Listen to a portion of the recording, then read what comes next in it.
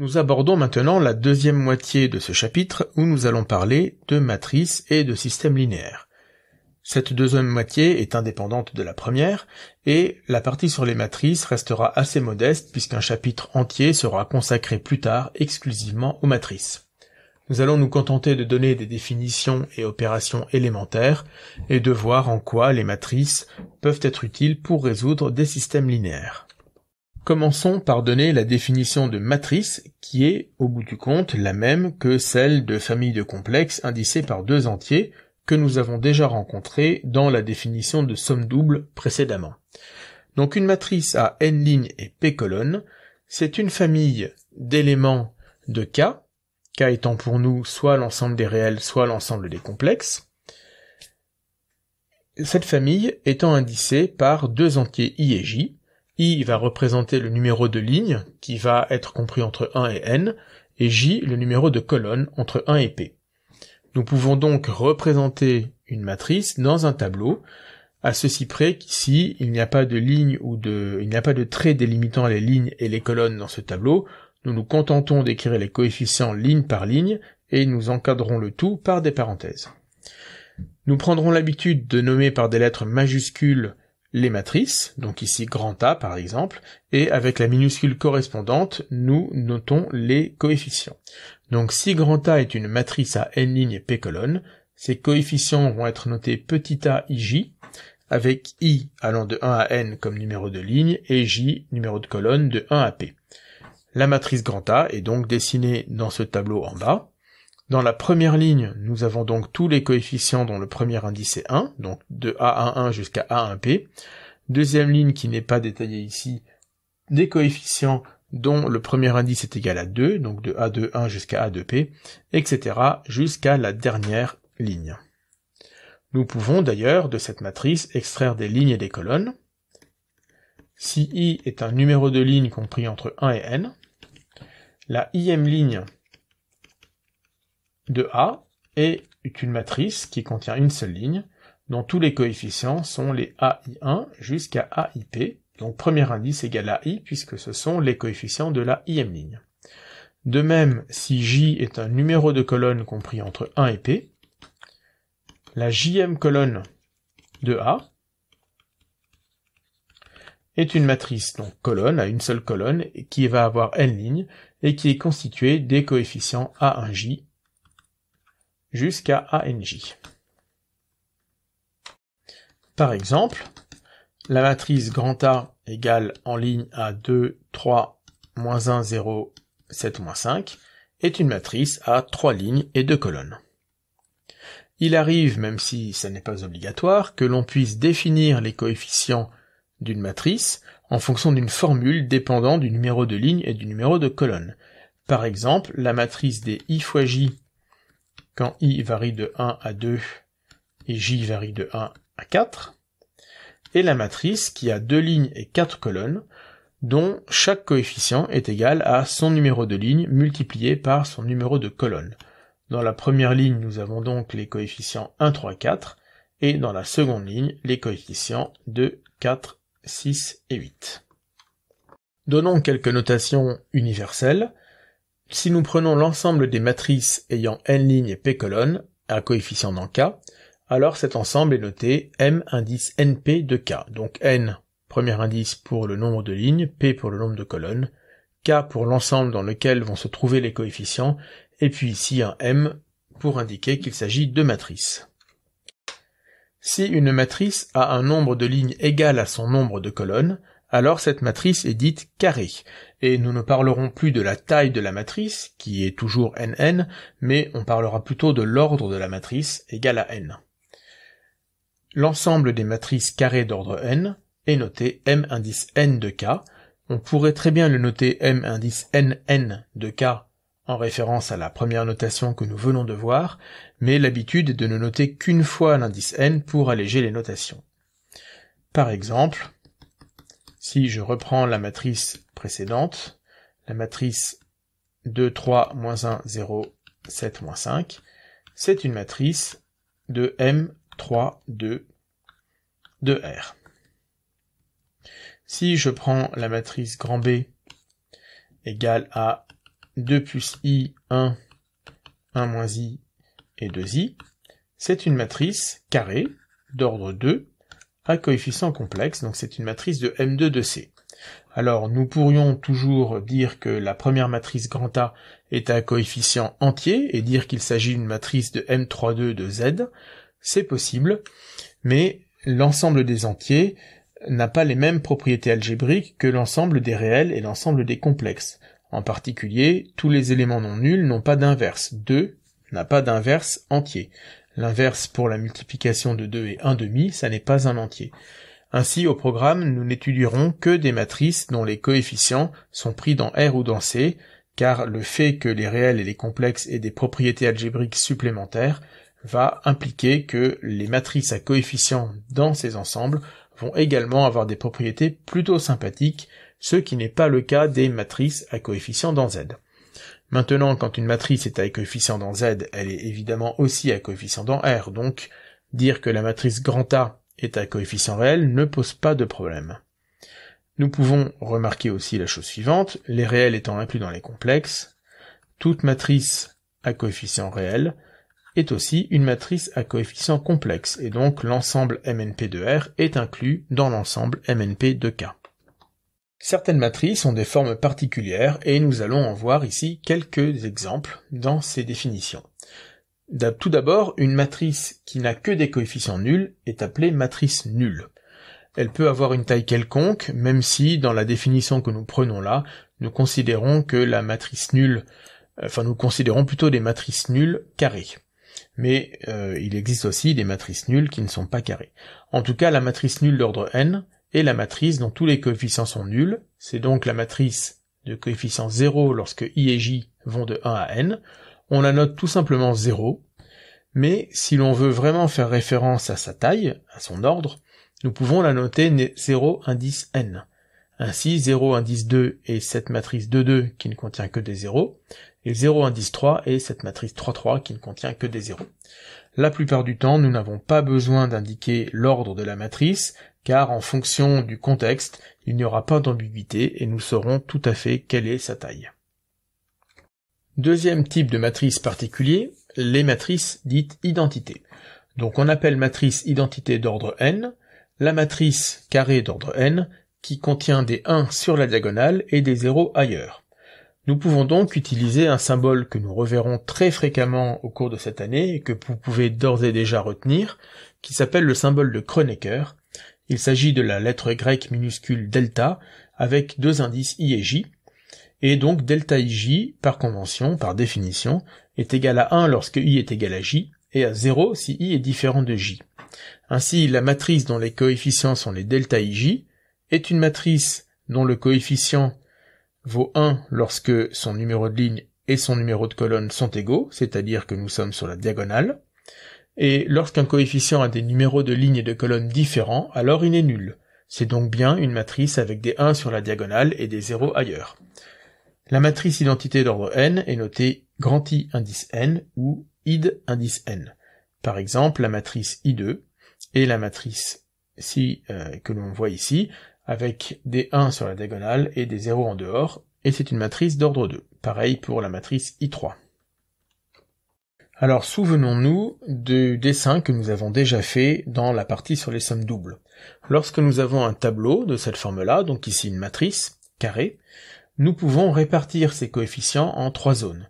Nous avons la zone de la diagonale, pour laquelle les coefficients ont un numéro de ligne i égal au numéro de colonne j. Il y a ensuite les coefficients qui se trouvent strictement sous la diagonale. Pour cela, le numéro de ligne est strictement plus grand que le numéro de colonne. Et enfin, troisième zone, la zone strictement au-dessus de la diagonale. Et pour ces coefficients, i est strictement plus petit que j. Donc cette répartition en zones va nous permettre d'aborder les définitions qui vont suivre. Première définition utilisant ce que nous venons de voir, on appelle matrice diagonale toute matrice carrée dont les coefficients en dehors de la diagonale sont nuls. Alors la convention est qu'une matrice diagonale est toujours carrée. Donc cela s'écrit avec des quantificateurs de la manière suivante, i diagonale si et seulement si, pour tout i et j des indices entre 1 et n, si i est différent de j, alors le coefficient ij est nul. En effet, si i est différent de j, le coefficient aij ne se trouve pas sur la diagonale et nous voulons donc qu'il soit nul. Donc c'est une définition dont nous pouvons donner des exemples très simples. Par exemple, donc la matrice 1, 0, 0, 0, 0, 0, 0, 0, 2 est diagonale. Donc attention, dire que les coefficients en dehors de la diagonale sont nuls ne veut pas dire qu'il n'y a pas de zéro sur la diagonale. Ici, nous pouvons très bien avoir des zéros sur la diagonale. Par contre, en dehors de la diagonale, il n'y a que des zéros. Nous pouvons donner un non-exemple. Cette matrice n'est pas diagonale à cause du coefficient 1 sur la première ligne et la deuxième colonne qui n'est pas nul. Donc cette matrice ne l'est pas. Alors, parmi les matrices que nous avons vues juste avant, toutes les matrices nulles carrées d'ordre n, ainsi que toutes les matrices identités, sont diagonales. Dans le même genre, nous avons la définition de matrice triangulaire supérieure. Une matrice triangulaire supérieure est une matrice carrée dont tous les coefficients qui sont strictement sous la diagonale sont nuls. Autrement dit, tous les coefficients non nuls éventuels de cette matrice, d'une matrice triangulaire supérieure, vont se trouver sur la diagonale ou au-dessus. Avec des quantificateurs, une matrice carrée est diagonale si et seulement si, lorsque le numéro de ligne i est strictement plus grand que le numéro de ligne de colonne j, alors nous avons aij égale 0, puisqu'en revenant, si nous revenons à notre schéma ici, les coefficients qui sont strictement sous la diagonale sont bien caractérisés par i strictement plus grand que j. Donc, par exemple, si je prends cette matrice, elle est bien triangulaire supérieure, puisque au-dessus de la diagonale, nous avons des coefficients, enfin plus exactement, les coefficients non nuls se trouvent tous au-dessus de la diagonale ou sur la diagonale, et strictement sous la diagonale, nous n'avons que des zéros. Nous avons une définition analogue pour les matrices triangulaires inférieures. Une matrice est triangulaire inférieure si et seulement si, lorsque i est strictement plus petit que j, nous avons aij égale 0. Là aussi, nous pouvons donner un exemple. Cette matrice est triangulaire inférieure. Alors ici, j'ai pris un exemple un peu particulier. Il n'y a que des zéros sur la diagonale. Cela peut tout à fait arriver, mais la définition de matrice triangulaire inférieure donne une condition sur les coefficients qui sont strictement au-dessus de la diagonale et qui doivent être nuls. Elle ne donne aucune condition sur les autres coefficients qui peuvent être nuls ou pas. Alors nous remarquons que les matrices diagonales sont à la fois triangulaires supérieures et inférieures. Et réciproquement, les matrices qui sont triangulaires à la fois supérieures et inférieures sont obligatoirement diagonales. Donc je vais écrire ça par et réciproquement. Nous avons donc terminé avec ces définitions élémentaires et nous allons pouvoir définir des opérations sur les matrices. Il va y en avoir 3. Une très simple qui est tout simplement le produit par un scalaire, une assez simple aussi qui est l'addition de deux matrices, et enfin une opération beaucoup moins naturelle qui est le produit matriciel. Commençons par la première opération qui s'appelle en général le produit externe. Alors, ici nous allons faire un tout petit peu d'algèbre de manière très modeste. Une opération entre deux objets peut être vue comme une fonction. C'est une fonction qui part d'un couple d'ensemble, enfin qui part d'un produit d'ensemble, c'est-à-dire qui a un couple d'éléments, va associer un nouvel élément. Donc une fonction qui part d'un produit de deux ensembles à valeur dans un autre ensemble. Lorsque tous les ensembles en jeu sont les mêmes, nous allons parler d'opération interne. Lorsqu'au contraire, nous allons faire une opération entre deux objets qui ne font pas partie du même ensemble, nous parlerons plutôt d'une opération externe. C'est le cas ici. Le produit que nous allons noter petit point, ce produit externe, et le produit d'une constante de notre ensemble K, qui est donc soit R ou C. Alors, une constante de R ou de C va être appelée un scalaire, nous reviendrons sur ce vocabulaire plus tard, et donc nous allons à un scalaire et une matrice associer une nouvelle matrice. Donc ici, il y a un scalaire qui n'est pas une matrice, donc ça n'est pas une opération interne. Tout ne se passe pas à l'intérieur de l'ensemble des matrices.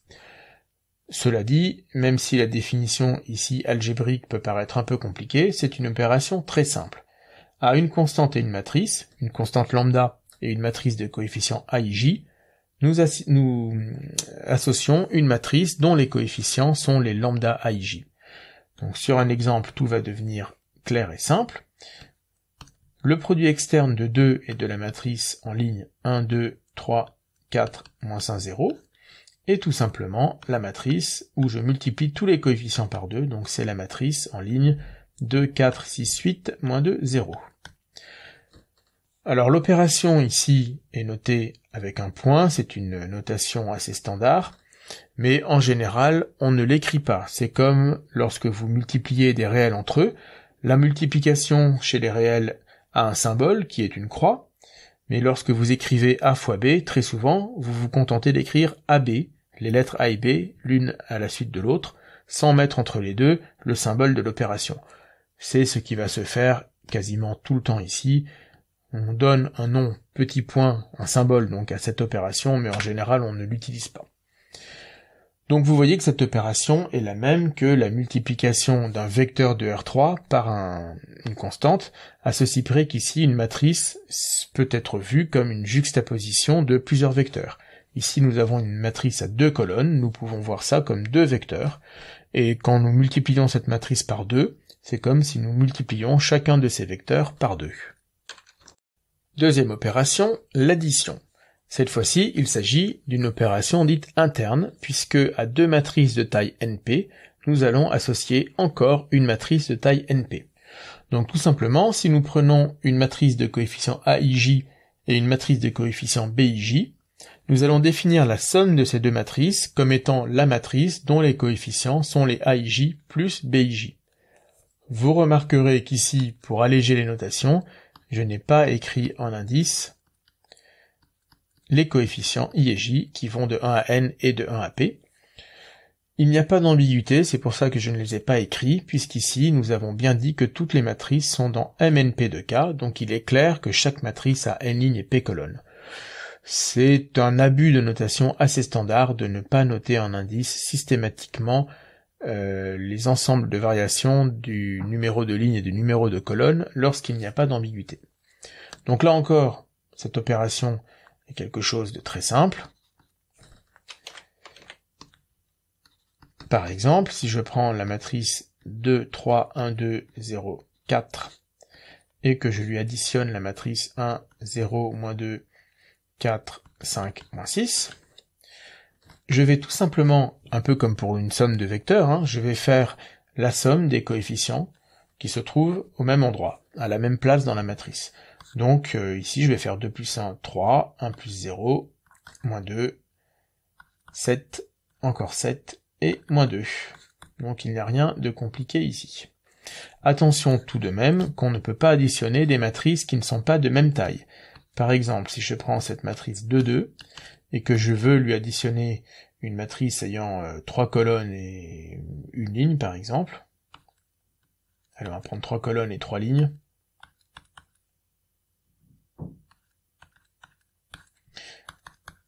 eh bien nous ne pouvons rien faire.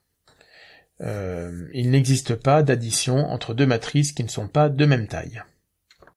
Nous en arrivons donc à la troisième opération, qui n'est pas du tout naturelle contrairement aux deux précédentes. Première difficulté déjà, nous ne pouvons pas multiplier n'importe quelle matrice entre elles. Nous ne pouvons multiplier que deux matrices lorsque le nombre de colonnes de la première matrice est égal au nombre de lignes de la deuxième matrice. Donc ici, vous voyez que nous prenons une matrice de MNP de K, et nous allons la multiplier par une matrice de MPR de K. Sinon, ça ne sera pas possible. Ensuite, si la matrice de gauche a n lignes, alors le résultat du produit aura aussi n lignes.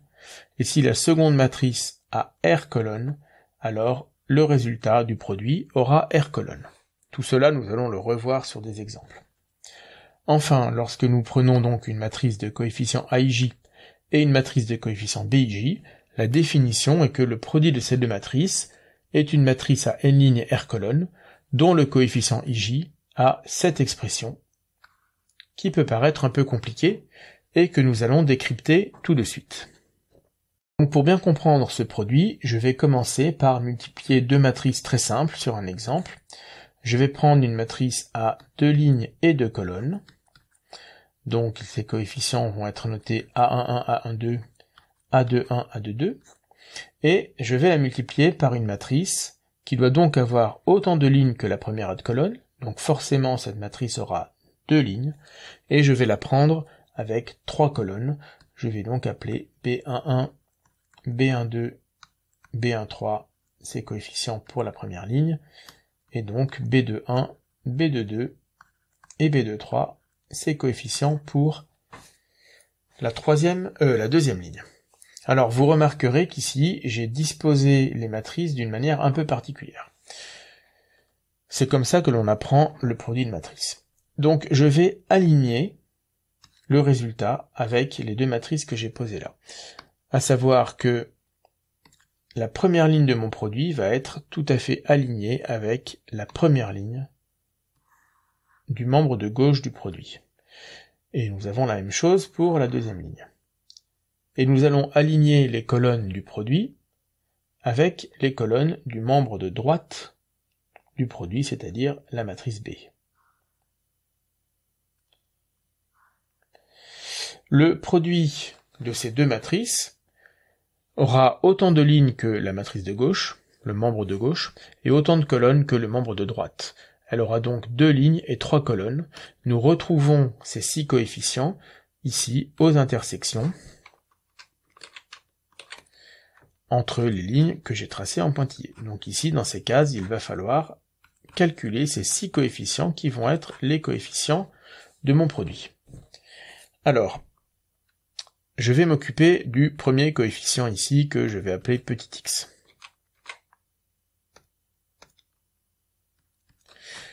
Comment calculer petit x? Je vais mettre en vis-à-vis la première ligne de grand A et la deuxième colonne, la première colonne de grand B, puisque x se trouve à l'intersection de la première ligne et de la première colonne. Et les coefficients de cette ligne et de cette colonne, je vais là aussi les mettre en vis-à-vis avec le schéma suivant. Le premier coefficient de grand A va être multiplié, de cette première ligne, va être multiplié par le premier coefficient de la colonne que nous avons ici. Donc x va être égal, alors ici c'est un produit, va être égal à A11 fois B11. Et je vais additionner à ce produit le produit du deuxième coefficient de la ligne de A fois le deuxième coefficient de la colonne de B, c'est-à-dire A12 fois B21. Et ceci, c'est bien l'expression qui est donnée ici, dans la définition du produit, puisque dans ce cas particulier où P est égal à 2, nous avons bien ici la somme pour K allant de 1 à 2, dA1K, BK1. Alors, le 1 qui est ici correspond au fait que nous avons pris tous les coefficients de la première ligne de grand A, et le 1 qui est ici correspond au fait que nous avons pris tous les coefficients de la première colonne de grand B. Nous pouvons continuer à calculer les autres coefficients. Donc par exemple, si je veux calculer ce coefficient y qui va se trouver sur la deuxième ligne, alors je vais pas prendre le même numéro de ligne de colonne, prenons celui-ci. Donc coefficient qui va être sur la deuxième ligne du produit et la troisième colonne. Donc pour calculer ce coefficient y, je vais effacer ce que j'ai fait avant. Ça va pas être simple. C'est pas grave. Je vais donc considérer, cette fois-ci, la deuxième ligne de grand A, puisque Y va se trouver sur la deuxième ligne, et la troisième ligne de grand B, puisque Y va se trouver sur la troisième colonne de grand B. Et je vais donc multiplier le premier coefficient ici par le premier coefficient ici, et le deuxième par le deuxième. J'obtiens donc comme expression que y est égal à A21 fois B13 plus A22 fois B23, qui est bien la somme pour k allant de 1 à 2 des A2k fois BK3. D'accord? Donc là, il faut bien repérer dans la formule qui est ici, qui est là, nous avons toujours cette même correspondance, c'est-à-dire qu'ici, le coefficient numéro de la ligne i du produit, nous retrouvons cet indice i en premier indice de petit a. Si nous voulons le coefficient à la colonne j, nous retrouvons, je vais prendre cette couleur, nous retrouvons cet indice j en numéro de colonne de b. Et enfin, nous avons le même indice k au milieu, c'est-à-dire en deuxième indice de a et en premier indice de b. Alors, faisons un exemple complet. Je vous conseille pour débuter de bien aligner vos matrices comme je viens de le faire dans l'exemple précédent. Alors là, j'ai pris une matrice à 3 colonnes, je ne pourrai donc la multiplier que par une matrice à 3 lignes.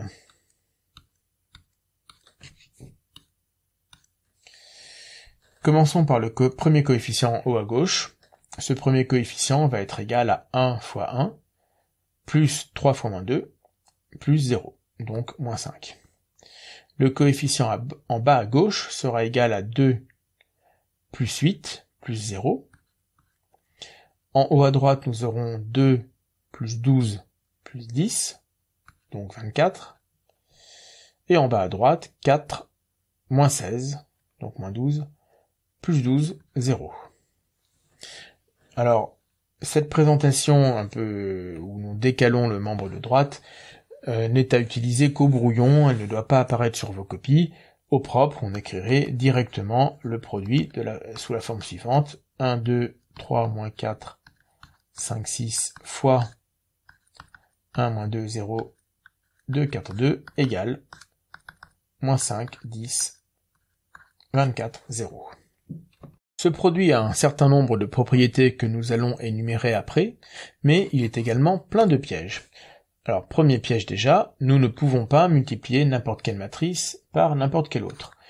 Il faut impérativement que le nombre de colonnes du membre de gauche, soit égal au nombre de lignes du membre de droite. Ainsi, si je prends ces deux matrices, alors je vais écrire le membre de droite en haut, allez, je vais lui prendre 3 lignes, eh bien ce produit est impossible. Je ne peux pas appliquer mon algorithme. Si je multiplie, donc par exemple, si j'essayais de calculer le coefficient en haut à gauche, je multiplierais 1 par 4, puis 2 par 1, et puis je serais bien embêté, car mon 1 sur la première colonne du membre de droite se retrouverait en face de personne. Donc ce produit n'a pas de sens. Donc j'insiste, nous prenons une matrice à n lignes et p colonnes, nous la multiplions par une matrice qui a obligatoirement p lignes et qui a un nombre quelconque de colonnes, et nous obtenons une matrice qui a le même nombre de lignes que la matrice de gauche et le même nombre de colonnes que la matrice de droite. En commun, nous devons avoir cet indice P. Autre problème pour ce produit n'est pas commutatif. Commutatif signifie que lorsque vous prenez deux matrices A et B, si vous calculez A fois B et B fois A, vous n'êtes pas certain d'avoir la même chose. Alors déjà, vous n'êtes pas certain d'avoir la même chose pour une raison un peu violente, qui est que peut-être que le produit A fois B existe, mais que le produit B fois A n'existe même pas. Donc la question ne peut même pas se poser de savoir si les deux matrices sont égales. Par exemple, si je prends cette matrice-là, grand A, et que je prends celle-ci, A fois grand B existe, puisque le nombre de colonnes de A est égal au nombre de lignes de B, mais B fois A n'existe pas. Donc est-ce que B égale BA? Est-ce que AB égale BA? Bah la question ne peut même pas se poser. Et même si AB et BA existent toutes les deux, alors rien ne garantit que AB et BA seront égales. En général, elles ne seront pas égales. Donc déjà, nous voyons que pour que le produit A fois B existe, il faut donc que le nombre de colonnes de A soit égal au nombre de lignes de B. Et si BA existe aussi, eh bien nous devons avoir une condition similaire. Donc, si nous prenons A, une matrice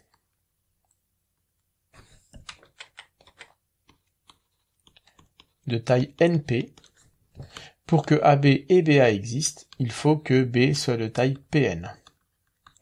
Dans ce cas, AB et BA existent. Mais la matrice AB a autant de lignes que A, c'est-à-dire n, et autant de colonnes que B, c'est-à-dire encore n. Donc c'est une matrice carrée d'ordre n. La matrice BA, elle a le même nombre de lignes que B et le même nombre de colonnes que A, donc c'est une matrice carrée d'ordre P. Si n est différent de P, AB et BA ne sont même pas de même taille, donc elles n'ont aucune chance d'être égales. Donc, si nous voulons qu'à la fois AB et BA existent, et qu'en plus elles aient la même taille, eh bien il faut que A et B soient toutes les deux carrées de même ordre. Dans ce cas-là, A et B et BA, A fois B et BA existent, et toutes les deux ce sont des matrices carrées d'ordre n. Donc, peut-être que nous avons une chance qu'elles soient égales. Eh bien en général elles ne seront même pas égales. Prenons par exemple ces deux matrices.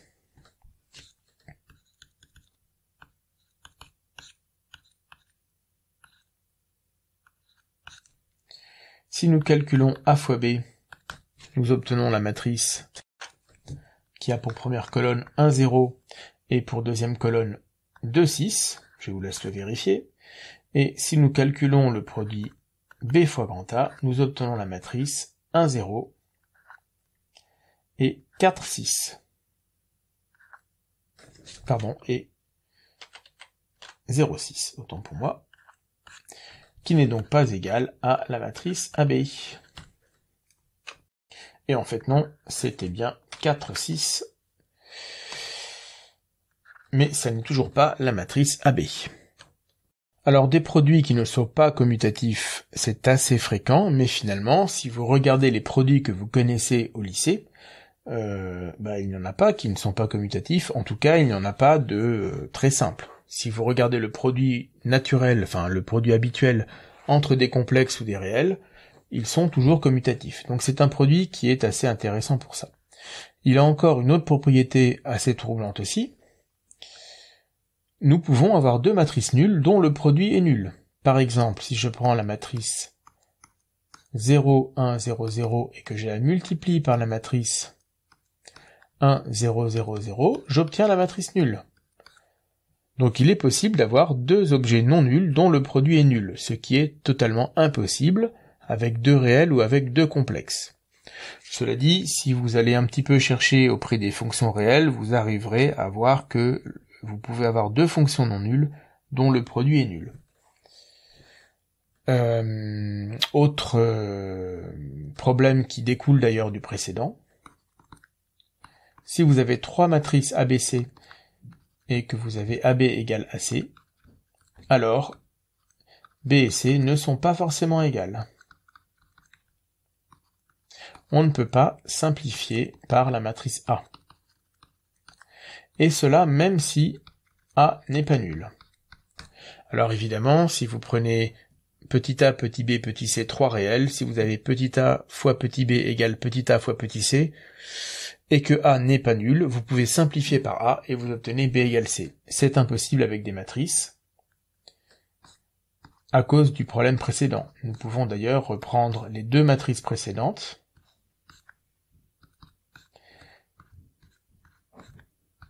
et prendre comme membre de droite ces deux matrices-là. Eh bien, ces deux produits sont nuls. Nous avons bien ici la même matrice grand A, ici une matrice B, et ici une matrice C, nous avons bien A n'est pas nul, AB égale à AC, et pourtant B n'est pas égal à C. Donc ce produit est plein de petits pièges auxquels il va falloir s'habituer, parce qu'à nouveau, avec les opérations habituelles sur les réels et les complexes, nous ne rencontrons pas ce genre de problème. Finissons par donner des propriétés de ce produit, parce qu'il y a quand même des choses qui marchent avec ce produit. Donc si nous prenons trois matrices, alors attention aux dimensions, nous allons prendre une matrice grand A de taille NP, grand B une matrice de taille PR, et grand C une matrice de taille RS. Alors, nous avons le résultat suivant qui n'est pas forcément si évident, rien ne garantit que c'est vrai. Si nous effectuons d'abord le produit de B fois C, donc nous obtenons BC, et qu'ensuite la matrice obtenue nous la multiplions à gauche par A, alors nous avons le même résultat que si nous commençons par calculer A fois B, et que ce résultat nous le multiplions à droite par C. Cette propriété s'appelle l'associativité du produit. Donc ça peut vous paraître naturel, puisqu'à nouveau, cette associativité est vérifiée pour le produit entre deux réels ou entre deux complexes, donc vous êtes habitué à ce genre de propriété. Mais elle n'est pas vérifiée pour tous les produits. Alors il se trouve qu'elle est vérifiée pour les matrices. La conséquence, c'est que ABC, A fois BC et AB fois C peuvent être notés ABC sans parenthèse. Mais attention, a priori, tant que nous n'avons pas l'associativité, écrire ABC sans parenthèse n'a pas vraiment de sens. Car en écrivant ABC, on ne sait pas, pour calculer ce produit, s'il faut commencer par faire le produit A fois B ou par faire le produit B fois C. Justement, cette propriété nous assure que, peu importe, cela revient au même. Un petit point sur les tailles. J'ai pris les tailles comme il convient, car en effet, la matrice BC est une matrice qui aura autant de lignes que B, donc P, et autant de colonnes que C, donc S. En particulier, comme elle a P lignes, et que A a P colonnes, A fois BC existe, et c'est une matrice qui aura autant de lignes que A et autant de colonnes que BC. Et nous pouvons faire la même chose avec la deuxième expression, AB fois C. AB va être une matrice à n lignes et R colonnes. C est une matrice qui a R lignes et S colonnes. Donc le produit AB fois C existe, et il a bien n lignes et S colonnes. Donc tout va bien au niveau des tailles de matrice. Nous pouvons démontrer cette propriété. La démonstration est détaillée dans le PDF du cours, mais je ne vais pas la prendre ici. Il faut manipuler un peu des sommes, elle est légèrement technique et pas très intéressante, et nous aurons probablement l'occasion de la détailler en cours. Passons à la deuxième propriété, qui est une propriété de distributivité, que l'on appelle aussi linéarité à gauche ou à droite.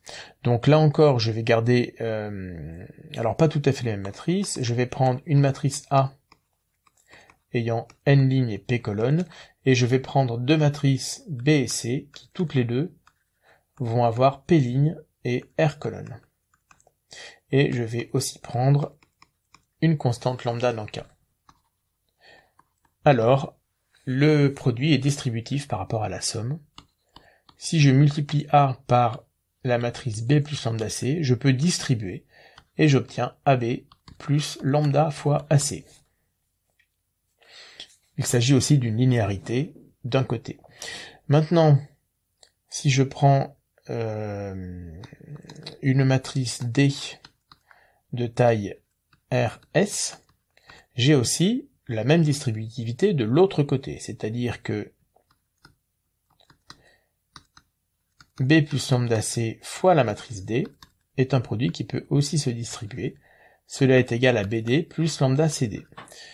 Attention, comme le produit n'est pas commutatif, dans la première version A est à gauche, il doit toujours se retrouver à gauche dans les produits.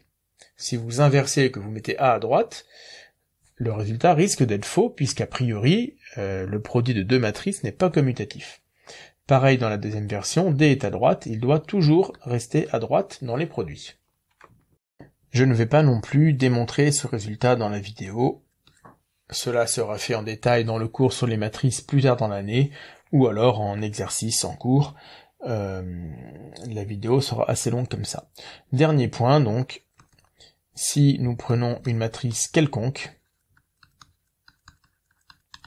si nous la multiplions donc à n lignes et p colonnes, si nous la multiplions à gauche par la matrice nulle à n lignes, nous obtenons toujours une matrice nulle. Alors ici, c'est une matrice nulle qui aura n lignes et p colonnes, mais nous allons tout de même la noter 0.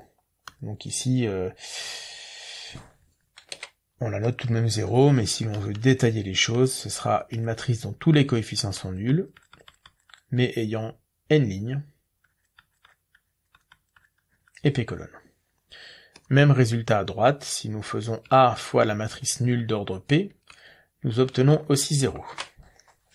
Et puis, dernier résultat avec l'identité. Si, là encore, A est une matrice de taille NP, alors IN fois A est égal à A, et A fois IP est égal à A. On dit souvent que la matrice identité est neutre pour le produit matriciel, même si, d'un point de vue algébrique, il y a un léger abus ici, mais nous ne nous pencherons pas trop sur la question. Donc voici pour cette première partie sur les matrices.